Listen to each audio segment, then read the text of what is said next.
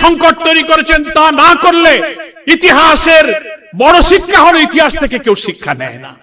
আপনাদেরকে সেই শিক্ষা নিতে হবে, তা না হলে যারা এই কর্তৃত্ববাদী ফ্যাসিবাদী শাসনের দিকে দেশকে নিয়ে গিয়েছিল তার পরিণতি থেকে আপনাদেরকে শিক্ষা নিতে হবে। জাতির সামনে এখন জ্বালানি সংকট, এখন হামের সংকট, দ্রব্যমূল্য, রেমিটেন্স কিভাবে কমছে। ক্ষমতা এসে 1.5 মাস পারেননি, 42,000 কোটি টাকার মতো ব্যাংক থেকে আপনারা লোন করেছেন। সব জায়গায় আপনারা হাত দিচ্ছেন, অমুককে সরাও, অমুককে পাল্টা, অমুককে রিজাইন করো। আপনার অবস্থা দেখে মনে হয় সেই কর্তৃত্ববাদী ফ্যাসিবাদের দিকে আপনি ধাবিত হয়েছেন। সেখান থেকে ফিরে আসুন, এই সংকটের সমাধান করুন।